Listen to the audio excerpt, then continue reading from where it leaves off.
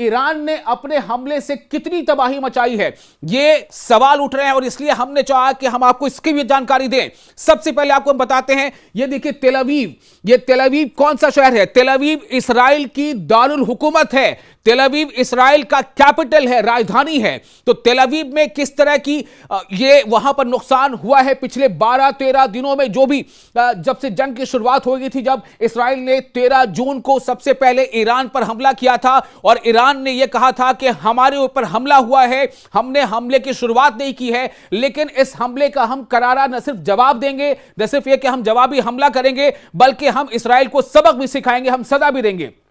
तो आइए सबसे पहले तेल अवीव में हुए नुकसान को समझते हैं कि कितनी ज्यादा तबाही, कितना ज्यादा नुकसान तेल अवीव में हुआ है। आप देखिए, अलग अलग तस्वीर इस वक्त हमने आपको दिखा रखी है, इकट्ठा कर रखी है, ताकि हम समझा सकें कि तेल अवीव में जो इस्राइल की राजधानी है, दारुल हुकूमत है, वहां पर तबाही का क्या मंजर है। जब वहां पर ईरानी मिसाइल वहां गिरने लगे तो क्या हुआ। सबसे बड़ी बात आपको यह बता दें कि विज़मैन इंस्टीट्यूट, जी हां, विज़मैन इंस्टीट्यूट जो काफी मकबूल तरीन इंस्टीट्यूट है, 20 जून को 2025 को ईरानी मिसाइल हमले ने तेल अवीव के करीब विज़मैन इंस्टीट्यूट ऑफ साइंस को शदीद नुकसान पहुंचाया। यानी सीधे तौर पर देखा जाए तो ईरान कहीं ना कहीं जो इस्राइल का दिमाग है, जहां से इस्राइल सोचता है, जहां से इस्राइल को यह ताकत मिलती है टेक्नोलॉजी के मामले में या दूसरे मामले में, ईरान ने उस पर जबरदस्त नुकसान पहुंचाया।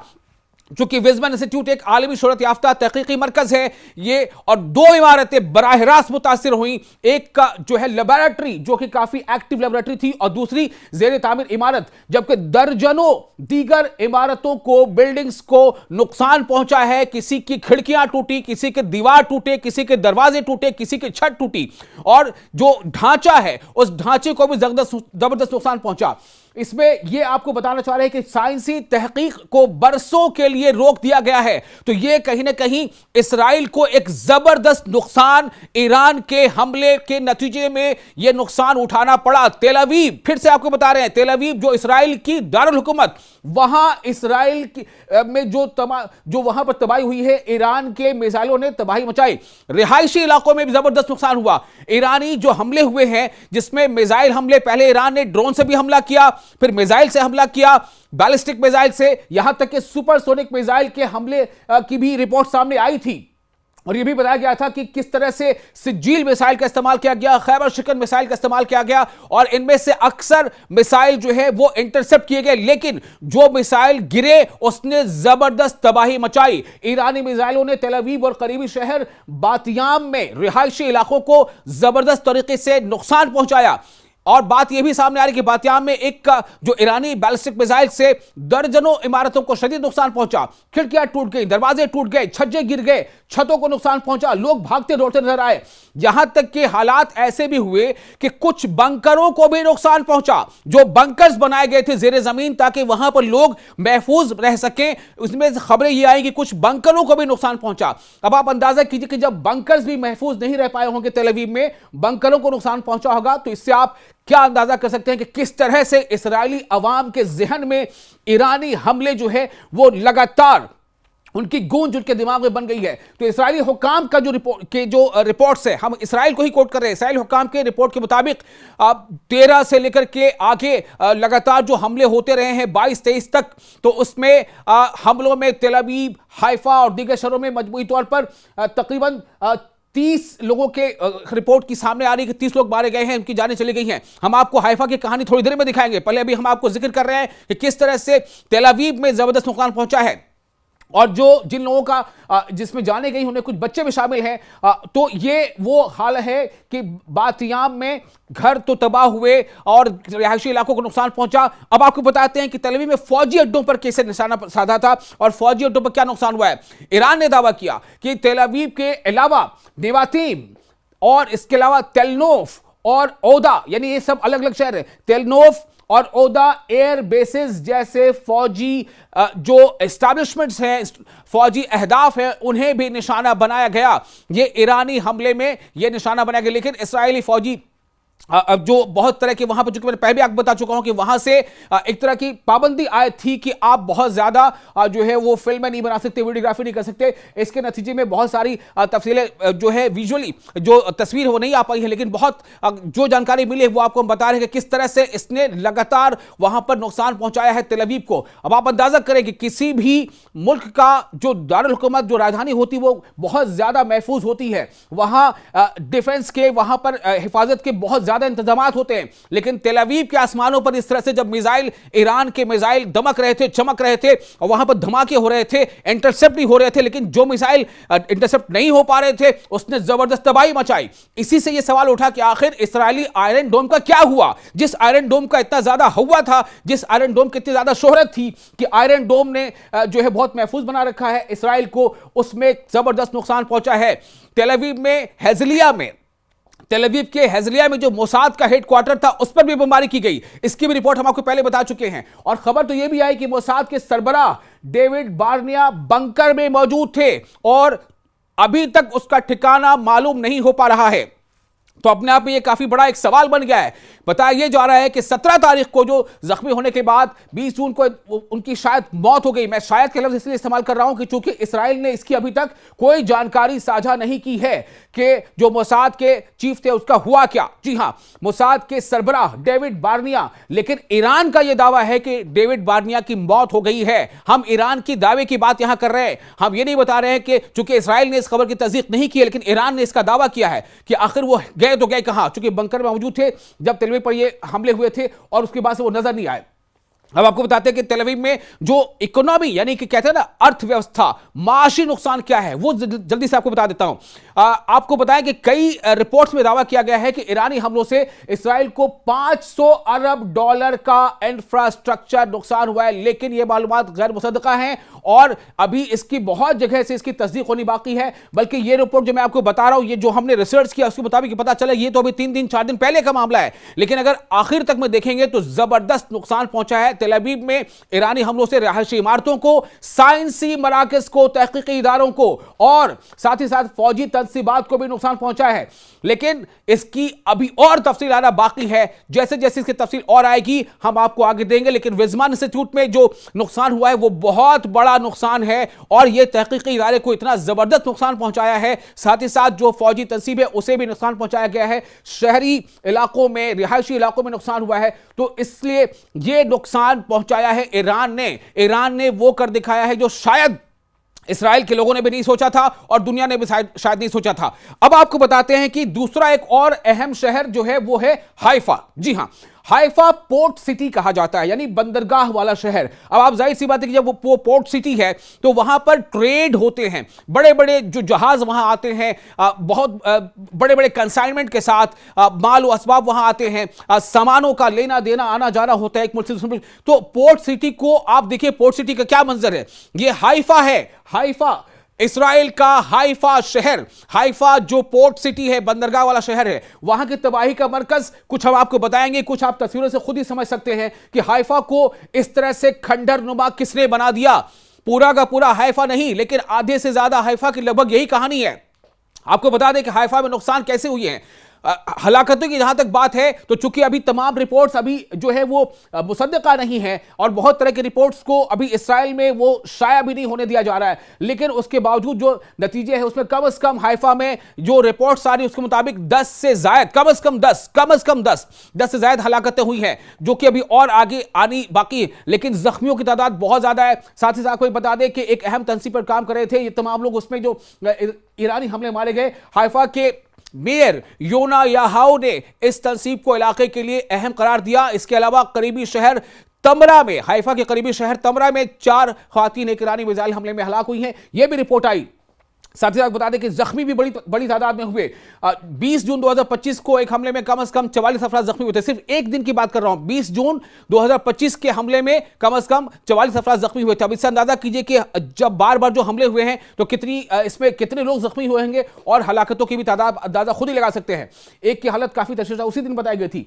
तो ये वो हालात हैं। साथ ही साथ आपको ये बताते चलें कि एक 16 साल लड़के को भी शर्पनेल से जख्म आए थे, यानी कि लड़के भी उसमें जाहिर बात है बम जब गिरता है या मिसाइल गिरते हुए ये नहीं देखता कि वो मर्द पर गिर रहा है या खातून पर गिर रहा है या कहां गिर रहा है। तो लेकिन ये हलाकतों की तस्वीर है। सबसे अहम बात यह है कि हाइफा को इतना नुकसान पहुंचा है कि कई लोग और कई बड़ी बड़ी कंपनियां वहां से चली गई, क्योंकि कंपनियों को इसका नुकसान उठाना पड़ रहा था। क्योंकि अगर वो कंपनियां वहां रहती है तो उनको फायदा नहीं था, उनकी इमारतों को गिर रहे थे, इमारतें तबाह हो रही थी, और ये जो है वहां की हलाकत का नतीजा है। अब आपको बताते हैं कि एक बड़ा मतलब खबर है, खबर के मुताबिक जो रिपोर्ट सामने आई है कि दिल का दौरा पड़ने से भी खातून का जो है वो उसकी मौत हो गई। हाइफा की कहानी बता रहे हैं, लेकिन ये कहां, ये हम आपको इसलिए बता रहे हैं कि दरअसल ये खातून जब इसराइल पर जब हमला हो रहा था ईरान का, तो ये खातून बंकर में थी, लेकिन बंकर में होने के बावजूद उसके अंदर जो है इस तरह का डर या खौफ आ गया कि उसकी मौत हो गई है दिल का दौरा पड़ने से। अब आपको बताते हैं कि जो अहम इंस्टॉलेशन है वो क्या क्या नुकसान के दायरे में आए। हाइफा में वाक़े बजान ऑयल रिफाइनरी, जो इसराइल की सबसे बड़ी ऑयल रिफाइनरी तस्वर की जाती है, उसको जबरदस्त नुकसान पहुंचा मिसाइल हमले में। ईरानी मिसाइल हमलों का जो बुनियादी हदफ थी ये ऑयल रिफाइनरी बताया गया। चूंकि ऑयल रिफाइनरी को मैंने आपको क्या बताया पहले, तेल अवीव में ऐसे मरकज को खास तौर से निशाना बनाया गया जो तहकीकी मराकज थे और जो फौजी अहदाफ थे। उसके अलावा हाइफा में जो पोर्ट सिटी है वहां के पोर्ट मराकज को और ऑयल रिफाइनरी को निशाना बनाया गया। ये तमाम जो हमले हुए हैं या निशाना बनाया गया है, ये वही 15 से 13 के बाद से, यानी 13 जून को जब इसराइल ने पहला हमला किया था, तो 13 जून से लेकर के ये अभी जंग बंदी तक में ये तमाम हमले की तफसील आपको हम बता रहे हैं। अलग अलग हमलों में अलग अलग चीजें हुई हैं। तो हाइफा में रिफाइनरी के पाइपलाइनों को, ट्रांसमिशन लाइनों को नुकसान पहुंचा, जिससे ऑपरेशन मुअत्तल हो गए, और यहां तक एक हमले में 3 मुलाजिमीन हलाक हुए थे। किसी एक हमले की बात कर रहे हैं, हर दिन तो कई मामले हुए हैं, और रिफाइनरी के करीब आग लगने की इत्तलात भी मौसूल हुई थी, जो हमने आपको बर वक्त बताया भी था। 16 जून को जो हाइफा पोर्ट के करीब एक और पावर प्लांट में आग लग गई, यानी कि ऑयल रिफाइनरी पावर प्लांट, जिससे तवानाई के बुनियादी ढांचे को जबरदस्त नुकसान पहुंचा। यह भी कहानी कहां की है, यह हाइफा की है। जी हां, हाइफा यानी जो इसराइल का एक ऐसा बड़ा शहर हाइफा, जहां पे जो बहुत बड़ा उसको कहा जाता है कि वो माशी राजधानी है, माशी कैपिटल है, यानी कि वहां पर वो जो शहर ऐसा है जो इसराइल की मईशत में अपना बहुत बड़ा कंट्रीब्यूशन देता है। तो 20 जून को एक ईरानी मिसाइल ने हाइफा के वस्त शहर में वाक़े उस्मानी दौर के अल जरीना मस्जिद को भी नुकसान पहुंचाया था। यह भी एक हमले का वहां पर एक नुकसान तस्वर किया जा रहा है। और इसके बाद आपको बता दें कि ये जो नुकसानात हुए हैं, साथ ही साथ चर्च ऑफ आवर लेडी और हाउस ऑफ ग्रेस, एक तारीखी चर्च और इससे मुंसलिक हाफ वे हाउस को भी 20 जून के हमले में ही नुकसान पहुंचा था। यानी कि अलग अलग हमले जो अलग अलग तारीख में हुए थे, उन तमाम हमलों में काफी नुकसान पहुंचा। रिहायशी इलाकों में भी नुकसान पहुंचे, इसलिए वहां पर अमवात भी बहुत हुई हैं। 22 जून को हाइफा के एक रिहायशी इलाके में एक अवामी चौक पर एक ईरानी मिसाइल गिरा और इसके नतीजे में वहां भगदड़ मच गई, अफरा तफरी मच गई, जिससे मुतअद्दिद इमारतों और गाड़ियों को नुकसान पहुंचा।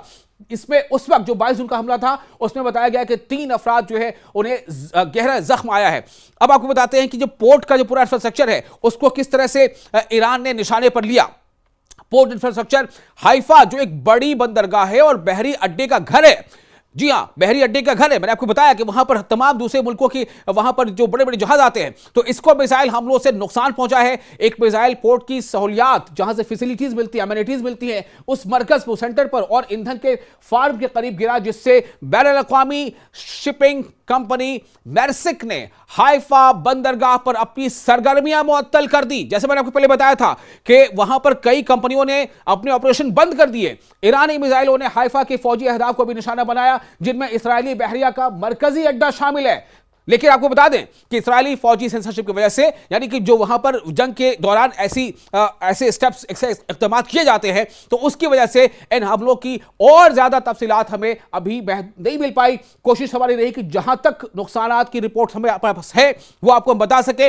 माशी नुकसान किस कदर से हुआ है, 1000 रिफाइनरी और पावर प्लांट को नुकसान पहुंचने से हाइफा के माशी ढांचे यानी इकोनॉमिकल जो इंफ्रास्ट्रक्चर है उसको जबरदस्त धचका लगा है। मैरसिक की तरफ से शिपिंग ऑपरेशंस की मुअत्तली, उसे सस्पेंड किया जाना, उसे बंद कर देना, इससे बंदरगाह की सरगर्मियों में खलल पड़ा, जो हाइफा के मईशत के लिए अहम है। शहरी असरात क्या क्या हुए, शहर में किस तरह कैसे नुकसान हुआ, आप देखिए धमाके की तस्वीरें। ये जो है ईरानी हमले के बाद जो है वहां पर हालात बने हैं। रात में ईरानी मिसाइल गिर रहे हैं, उसके बाद शुरुआती हमलों में रात में ईरान मिसाइल दागा करता था, बाद में फिर दिन में मिसाइल दागी जाने लगी।